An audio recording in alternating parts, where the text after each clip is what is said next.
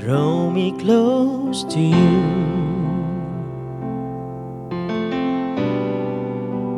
Never let me go.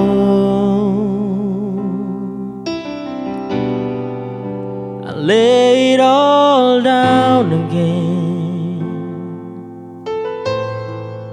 to hear you say that I'm your friend. You are my desire.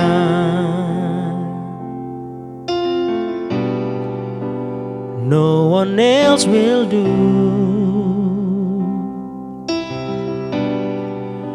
'Cause nothing else can take your place. To feel the warmth for your embrace. Help me find the way. Bring me back to you. Oh, you're all I want. You're all I've ever needed. You're all I want.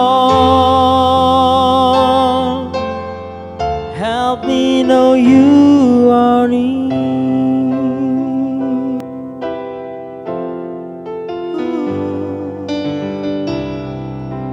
Draw me close to you.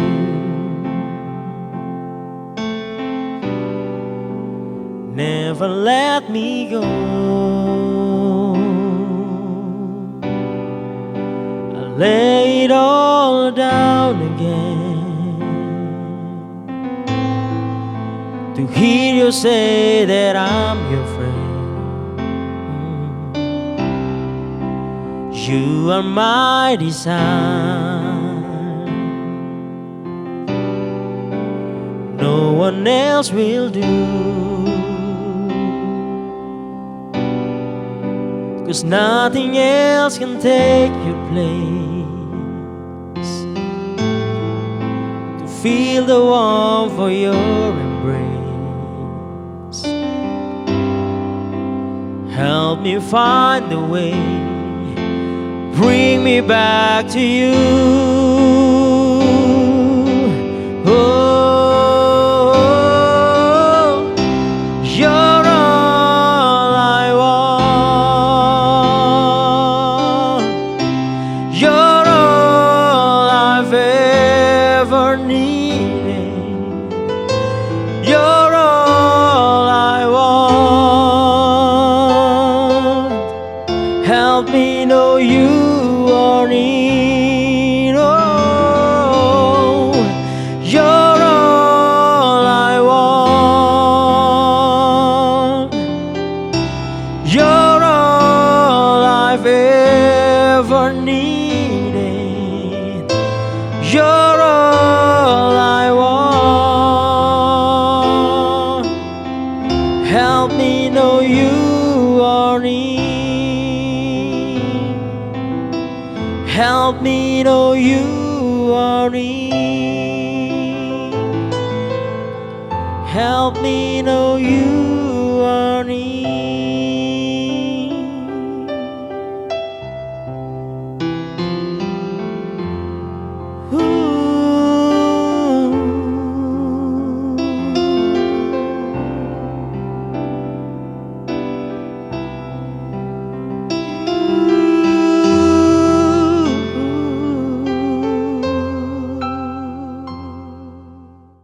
Shalom, warga kerajaan dikasih Tuhan.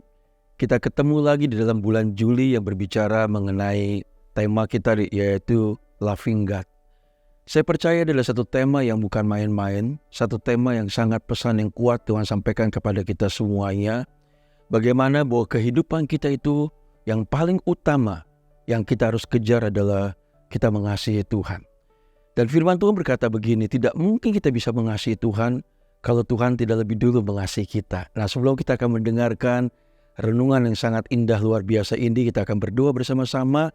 Kita minta biar Tuhan menjamah buat seluruh semua warga kerajaan dimanapun berada yang menyaksikan daripada siaran ini. Mari kita berdoa.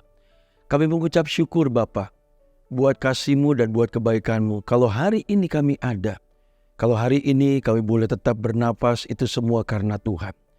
Biarlah kasih Tuhan dan kasih yang Engkau berikan kepada kami semakin lebih mengasihi Tuhan. Sebentar kami akan mendengarkan renungan ini, dan kami mau diberkati dimanapun kami berada. Di dalam nama Yesus, kami bisa berdoa dan mengucap syukur. Haleluya. Amen. Kita akan buka dalam satu firman Tuhan, di dalam Ulangan pasal yang ke-10-12 sebagai tema yang sangat kuat hari-hari ini dalam kehidupan kita, yaitu tentang Ulangan pasal 10-12 yang berkata begini.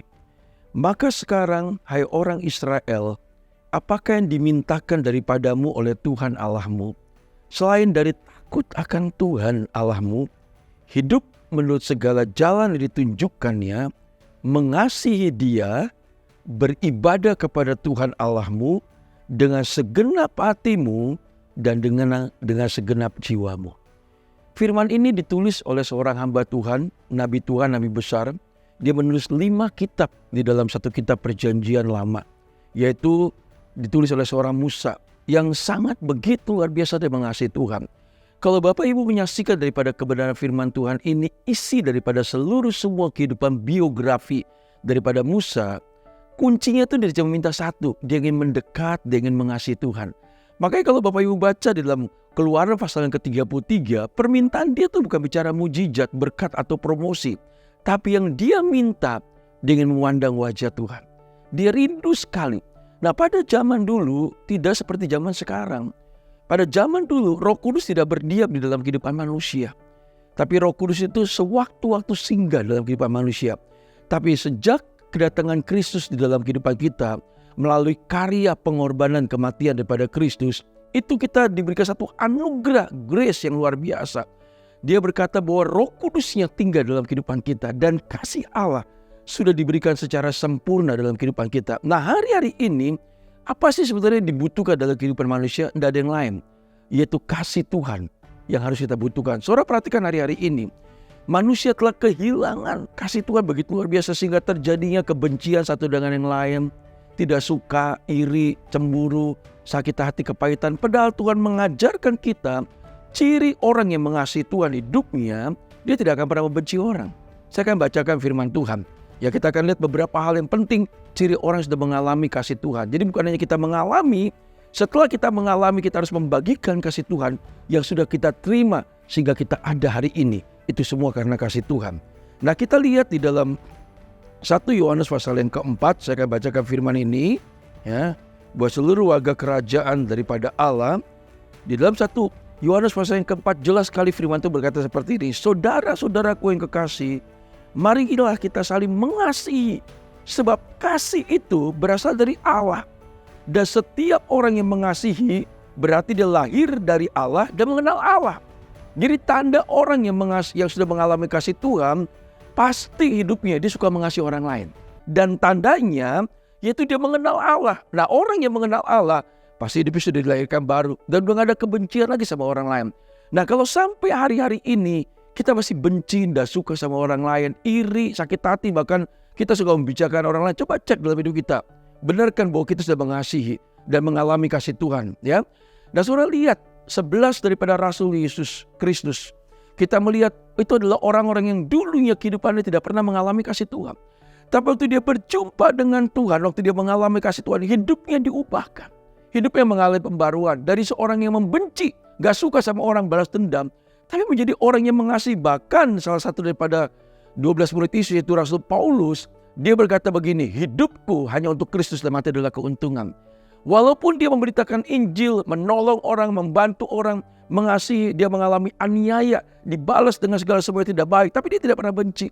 Dia mengasihi dengan begitu luar biasa. Nah, ini adalah tanda bahwa orang yang mengasihi, yang sudah mengalami dan mengasihi Tuhan hidupnya, dia adalah orang yang selalu tidak pernah membenci orang lain. Nah, kita lihat, barang siapa tidak mengasihi, ia tidak mengenal Allah, sebab Allah adalah kasih. Jadi kalau saudara berkata, oh saya ke gereja, saya orang Kristen, saya melayani, saya berkomisi rajin loh kasih persembahan, tapi saudara benci komunitas saudara, saudara benci sama keluarga saudara, saudara gak suka sama orang-orang yang mungkin tidak sependapat, tidak sepaham dengan saudara. Dan saudara berkata, oh ngapain? Di depan saudara berkata shalom, suka, tapi di belakang saudara bicarakan orang lain, membuktikan baru saudara mengerti kasih Tuhan. Nah, saudara minta hari-hari ini. Karena orang yang mengasihi Tuhan, dia sudah tidak ada lagi pikiran yang jahat. Hatinya, rohnya sudah diperbaharui. Sehingga yang dia lakukan adalah sesuatu yang baik. Nah, terus dikatakan, inilah kasih itu bukan kita yang telah mengasihi Allah. Tetapi Allah yang telah mengasihi kita dan telah mengutus anaknya sebagai pendamai bagi dosa-dosa kita. Kita telah mengenal dan telah percayakan kasih Allah kepada kita. Allah adalah kasih. Jadi Allah itu adalah kasih. Dan sifat-sifat daripada orang yang kasih itu, 1 Korintus pasal yang ke-12 kita ayat 13 dia berkata, saudara bisa renungkan semuanya. Ciri orang yang sudah mengalami kasih Tuhan, dia sabar, lemah lembut, sukacita. Nah kalau tidak ada, saudara cek kembali. Introspeksi diri kita, minta supaya kita mengalami sesuatu kehidupan yang mengalami kasih Tuhan. Nah orang yang mengasihi Tuhan, pasti otomatis yang pertama, cirinya, dia akan selalu hidupnya prioritasnya cuma Tuhan. Nah waktu dia prioritasnya mengasihi Tuhan, otomatis dia mengasihi dirinya sendiri. Dia mengasihi istrinya, keluarganya, anak-anak. Dia mengasihi komunitasnya, dia mengasihi semua orang. Dan bukan hanya itu, bahkan orang-orang yang menjengkelkan pun yang kadang-kadang membuat kita tuh, kenapa sih gue punya teman seperti ini? Kenapa gue dapat kawan seperti ini? Tapi karena dia mengalami kasih Tuhan, dia tahu apapun yang terjadi.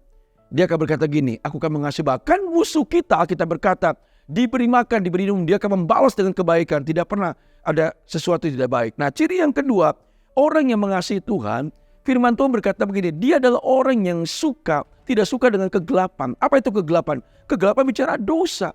Tadi saya sudah mengatakan, tidak boleh benci sama orang, tidak boleh kita memperkatakan sesuatu yang buruk atau kita membicarakan orang lain. Hari-hari ini ada orang pakai firman Tuhan, tapi ngomongnya firman Tuhan, perbuatannya bukan firman Tuhan. Tidak boleh. Karena Roh Kudus dan firman Tuhan itu adalah Allah sendiri, tidak pernah dia berbicara berdasarkan dari apa yang diucapkan sama tindakan dia nggak sama. Itu berarti nggak benar. Itu datang dari iblis. Kita berkata itu datang dari setan, dari kegelapan. Nah kita sudah tidak ada lagi dalam kegelapan.